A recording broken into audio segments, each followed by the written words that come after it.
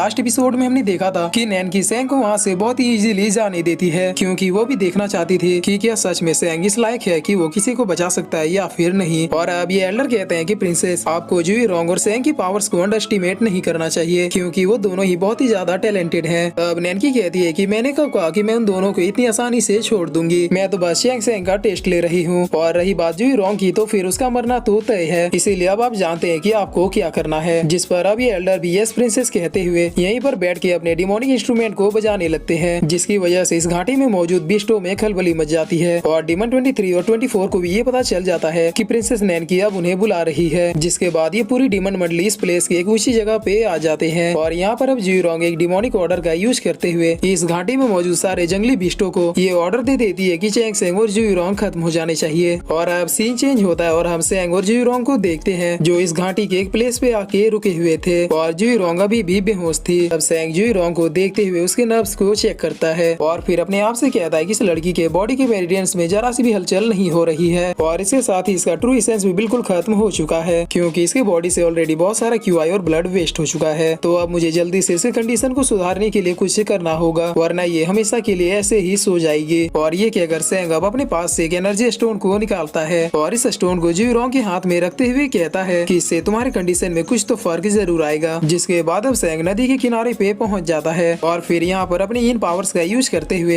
एक सांप को पकड़ लेता है और अब अपने स्वॉर्ड को निकालते हुए इस सांप के सर को काट देता है। जिसके बाद सेंग इस स्नेक के ब्लड से जुई रोंग का इलाज करने लगता है और इलाज करते हुए कहता है कि तुमने मेरी जान बचाई, इसलिए अब तुम्हें बचाना मेरा काम है। और अब सीन चेंज होता है और हम जैन को देखते हैं, जिसके ब्लीडिंग को जीजुई ने रोक दिया था, लेकिन तभी यहाँ का एरिया बहुत ही ज्यादा हिलने लगता है। तब जीजुई बहुत ही ध्यान से इस खतरे को सुनने की कोशिश करने लगता है और अब जीजुई को भी समझ में आ जाता है कि इसी तरफ एक बहुत ही बड़ी तादाद में जंगली बीस्ट आ रहे हैं। तब जीजुई जैन से कहता है कि जल्दी से अब हमें यहाँ से निकलना होगा, क्योंकि बहुत सारे मॉन्स्टर्स हमारी तरफ ही आ रहे हैं। और ये कहकर जीजुई जैन को अपने पीछे बैठने के लिए कहता है, जिस पर अब जैन जीजुई से कहती है कि तुम बहुत ही ज्यादा बदसूरत हो। तब जीजुई बस गुस्से से जैन की ओर देखता है, जिस पर अब जैन भी जीजुई के बैग में आके बैठ जाती है और फिर ये दोनों बहुत ही तेजी से यहाँ से भी निकलने लगते हैं। जिसके बाद अब वापिस हम सेंग को देखते हैं, जो अपने मन के भीतर ब्लैक ड्रैगन को देखते हुए कहता है कि सीनियर के सोने की वजह से मैं पिछले 3 दिनों से जाग पाया हूँ, लेकिन अब मेरी फिजिकल बॉडी भी जवाब देने लगी है, इसीलिए अब मुझे भी रेस्ट करना होगा। लेकिन जब तक ये लड़की नहीं जागती तब तक मैं यहाँ पे नहीं सो सकता। और ये कहकर सेंग अब जुई रोंग के टेम्परेचर को चेक करते हुए कहता है कि हाँ, अब इसके कंडीशन में पहले से बहुत ही ज्यादा सुधार आ चुकी है और मुझे बस अब इसके जागने का वेट करना होगा। लेकिन जब तक ये जागती है तब तक मैं शायद इस वैली से निकलने का कोई रास्ता ढूंढ सकता हूँ, लेकिन आखिर मैं शुरुआत करूँ तो करूँ कहाँ से। तब सेंग को वो मोमेंट याद आता है जब नैनकी की विंग सेंग को पानी में डुबो रहे थे। तब सेंग का हेवनली अम्ब्रेला अपने आप ही काम करने लगा था और अब यही सोचकर सेंग फिर से अपने हेवनली अम्ब्रेला को बाहर निकाल लेता है और फिर इस अम्ब्रेला को देखते हुए कहता है कि क्या ये अम्ब्रेला सही रास्तों को पहचान सकता है। जिसके बाद सेंग अब इस अम्ब्रेला को हर डायरेक्शन में घुमाने लगता है। तब एक डायरेक्शन की ओर आके ये अम्ब्रेला बहुत ही ज्यादा वाइब्रेट करने लगता है, जिसे देखकर सेंग बहुत ही ज्यादा शौक होते हुए कहता है कि मेरे ख्याल से ये अम्ब्रेला मुझे डायरेक्शन बताए या फिर ना बताए, लेकिन मुसीबत किस तरफ से आ रही है ये जरूर बता देता है। और अब सेंग की इतना कहते ही हम देखते हैं कि अम्ब्रेला जिस डायरेक्शन में डिनोट कर रहा था उस डायरेक्शन से एक बहुत ही बड़ा चक्रवात आ रहा था। और अब सीन चेंज होता है और हमें रात का सीन दिखाया जाता है, जहाँ पर जुई रोंग अब जाग जाती है। तब सेंग भी जुई रोंग को देखकर बहुत ही ज्यादा खुश होते हुए कहता है कि फाइनली तुम जाग गई। जिस पर अब जुई रोंग भी सेंग की ओर देखते हुए कहती है कि आखिर कैसे तुमने नैनकी के पॉइजन के असर को कम किया। तब सेंग इससे पहले कि कुछ बोल पाता, वहाँ पर चारों तरफ से मॉन्स्टर्स आने लगते हैं, लेकिन अचानक से फिर से ये मॉन्स्टर्स गायब हो जाते हैं। तब सेंग जुई रोंग से कहता है कि चूंकि अब तुम जाग चुकी हो इसीलिए अब मैं भी थोड़ा रेस्ट कर रहा हूँ। जिस पर जुई रोंग भी ओके कहती है और अब इतना कहते ही सेंग तुरंत ही वहाँ पर एक बहुत ही गहरी नींद में सो जाता है। जिसके बाद अब जुई रोंग वहीं पे पड़े सांप को और एनर्जी स्टोन को देखती है और देखते हुए कहती है कि क्या इसने मेरे इन्फेक्टेड ब्लड का ट्रीटमेंट स्नेक के ब्लड से किया। और फिर वो सेंग को बहुत ही गौर से देखते हुए कहती है कि वाकई में ये लड़का उन लोगों में से नहीं है जो मुसीबत के वक्त अपने दोस्तों को छोड़ देते हैं। जिसके बाद अब जुई रोंग भी सेंग के नर्व्स को चेक करते हुए कहती है कि इस लड़के का मेरिडियंस पूरी तरीके से स्टेबल है और इस लड़के के अंदर की कोल्ड एनर्जी इसके बॉडी की रिकवरी को और भी ज्यादा तेजी से बढ़ा रही है, जो कि मेरे ख्याल से प्योर इनकी पावर है। और अब तभी जुई रोंग को आसपास कुछ हलचल सुनाई देती है, जिसे सुनकर अब जुई रोंग बहुत ही ज्यादा चौकन्ना होते हुए कहती है कि मेरे ख्याल से ये जरूर नैनकी का काम है, क्योंकि उसने ही डीमन ऑर्डर का यूज करते हुए इन सारे बिस्टों को हमें मारने के लिए भेजा होगा। और इतना कहते ही जुई रोंग अब अपने पंखों को निकाल लेती है और सेंग को लेके यहाँ से उड़ के जाने की सोचती है, लेकिन फिर वो रुकते हुए कहती है कि नहीं, मैं अभी इसे लेके नहीं उड़ सकती क्योंकि मेरा कीवाई और ट्रूसेस अभी भी पूरी तरीके से हील नहीं हुआ है। तो अब मुझे इन सारे बीस्टों को यहीं पे रोकना होगा। इस पर अब ज्यूरोंग अपने वेपन्स को अपेयर करते हुए सीधे अपने एरो को पानी में मार देती है, जिसकी वजह से ये एरो पानी में जाके किसी को लग जाता है और इस पानी में बहुत सारा ब्लड फैलने लगता है। जिसके थोड़ी देर बाद हम देखते हैं कि ये तो दरअसल एक मॉन्स्टर स्नेक था। और अब हम देखते हैं किसी टाइप के बहुत सारे मॉन्स्टर स्नेक एक साथ इन दोनों के ऊपर अटैक करने के लिए आ रहे होते हैं, जिसे देखकर अब ज्यूरोंग अपने एम्प्टी ब्लो का यूज करते हुए अपने चारों तरफ एक बहुत ही बड़ा शील्ड बना लेती है। जिसके बावजूद भी ये स्नेक इनके ऊपर अटैक करने के लिए बढ़ जाते हैं, लेकिन इस शील्ड में एंटर करते करते इन सांपों की बहुत ही बुरी हालत हो जाती है और बची हुई कसर को पूरा करने के लिए ज्यूरोंग इनके ऊपर अपने एम्प्टी ब्लो को छोड़ देती है, जिसकी वजह से इन सारे सांपों का सीख कबाब बन जाता है और एक ही बार में ये सारे सांप मारे जाते हैं। लेकिन तभी ज्यूरोंग को अब अपने सामने एक पंख दिखाई पड़ता है, जिसे देखकर अब वो आसमान की ओर देखती है। तब हमें यहाँ पे पता चलता है कि अब डीमन ईगल्स भी आ रहे हैं, जिस पर अब ज्यूरोंग अपने उंगलियों को देखती है, जो इस धनुष को काफी ज्यादा चलाने की वजह से बहुत ही ज्यादा इंजर्ड हो गए थे। तब ज्यूरोंग कहती है कि मेरे ख्याल से अब मुझे यहाँ पे कुछ बड़ा करना ही होगा, वरना ये डीमन ईगल्स हमें नोच नोच के ही खा जाएंगे। और इतना क्या कर अब ज्यूरोंग अपने रिकवर हुए कीवाई का यूज करते हुए अपने एक बहुत ही बड़े अटैक का यूज करती है, जिसका नाम 10,000 फियोनिक्स फीदर्स था। और ये अटैक इतना ज्यादा पावरफुल था कि बस कुछ ही मिनटों में वहाँ पर मौजूद हर एक ईगल का सफाया हो जाता है और इतना ज्यादा खून खराबा होने की वजह से आसपास के रिवर का पानी भी रेड हो जाता है, जिसे देखकर अब बचे खुचे बीस्ट भी पीछे हट जाते हैं। तब ज्यूरोंग इन बीस्टों को पीछे हटते हुए देख के अब चैन की सांस लेती है और फिर अपने पंख और अपने वेपन्स को डिसअपेयर करते हुए इस रिवर के किनारे आके बैठ जाती है, जिसके थोड़ी देर बाद अब सेंग की भी आंखें खुल जाती है। तब ज्यूरोंग पूछती है कि क्या तुम जाग गए, जिस पर सेंग भी यस कहता है। तब ज्यूरोंग कहती है कि ठीक है, तो फिर अब मैं सो रही हूँ। और इतना कि अगर ज्यूरोंग वहीं पे बैठे बैठे सो जाती है, तब सेंग आके ज्यूरोंग को नदी किनारे से उठा के एक ऊंची जगह पे ले आता है और फिर यहाँ पर ज्यूरोंग को आराम से लिटा के इसके बगल में अपने स्वॉर्ड को निकाल के खड़ा हो जाता है और अपने आप से कहता है कि अब चाहे जो भी हो, लेकिन तुमने मेरे लिए जो कुछ भी किया है उसके बदले में मैं तुम्हें यहाँ से सेफली निकाल के रहूंगा और ये मेरा तुमसे प्रॉमिस है। जिसके बाद अब यहाँ पे मौसम बहुत ही ज्यादा बिगड़ने लगता है और अचानक से बारिश शुरू हो जाती है। तब सेंग ज्यूरोंग के लिए पूरी रात भर अम्ब्रेला लेके खड़ा रहता है और अब सीन चेंज होता है और हम दूसरे दिन की सुबह को देखते हैं, जहाँ पर अब ज्यूरोंग भी जाग जाती है और सेंग की ओर देखते हुए कहती है कि क्या ये रात भर मेरे लिए जागता रहा। जिस पर अब सेंग ज्यूरोंग से पूछता है कि क्या तुम्हारे पास यहाँ से निकलने का कोई आइडिया है। तब ज्यूरोंग नो कहती है, जिस पर अब सेंग कहता है कि अगर तुम्हें कोई प्रॉब्लम ना हो तो अब किस तरफ जाना है ये मैं गाइड करूंगा। जिसे सुनकर ज्यूरोंग कहती है कि क्या तुम्हें एक्यूरेट डायरेक्शन पता है। जिस पर सेंग कहता है कि मैं एक्यूरेट तो नहीं, लेकिन अप्रोक्स डायरेक्शन जरूर बता सकता हूँ।